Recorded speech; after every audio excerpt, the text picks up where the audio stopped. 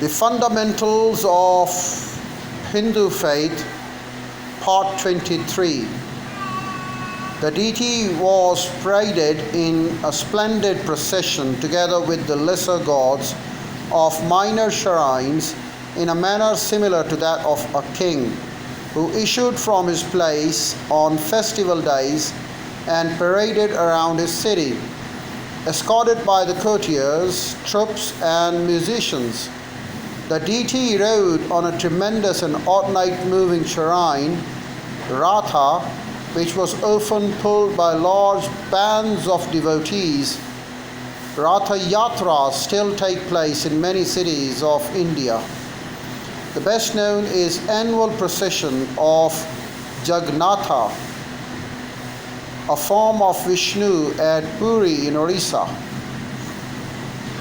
The great temples were and still are wealthy institutions. The patrons who endowed them with land, money, cattle included royalty as well as men and women from several classes of the society. As early as the 5th century, Kula Prabhavati, a Cambodian queen, endowed a Vishnu temple in her realm. The temples were also supported by the transfer of taxes levied by kings on specific areas of the nearby countryside, by donations of the pious and by the fees of the worshippers. Their immense wealth was one of the factors that encouraged Ghaznevide and Ghurid Turks to invade India after the 11th century. The temples were controlled by self-perpetuating committees whose membership was usually hereditary, privileged, and by a large staff of priests and temple servants under a high priest who wielded tremendous power and influence.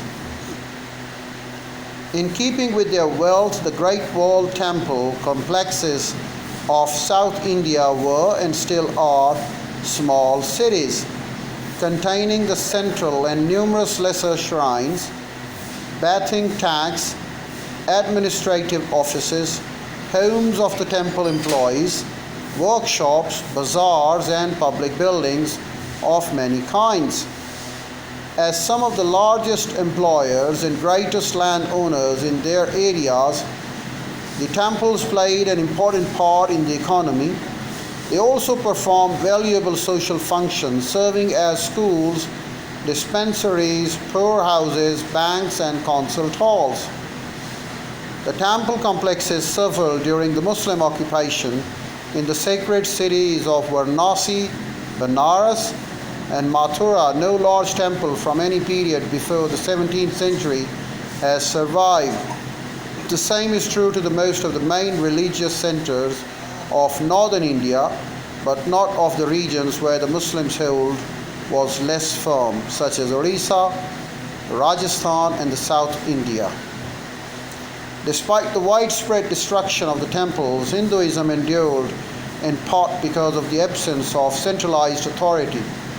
Rituals and sacrifices were performed in places other than temples, and the Purohitas or family priests to perform the domestic rituals and personal sacraments for the lay people continued to function, as did the thousands of ascetics. Sectarian movements. Before the Muslim invasion of the subcontinent, the new forms of South Indian bhakti had spread beyond the bounds of the Tamil, Kannada, and Telugu-speaking areas. Certain Vaishnava theologians, Panchatra, Bhagavata schools gave growing Vaishnava bhakti cult's philosophical framework that also influenced some Shaivite schools.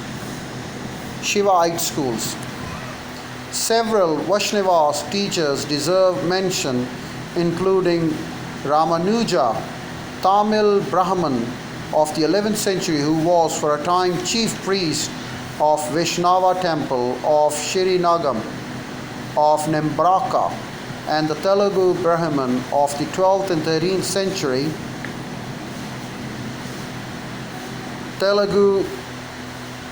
of the 13th and 12th and 13th century who spread the cult of divine cowherd and Radha.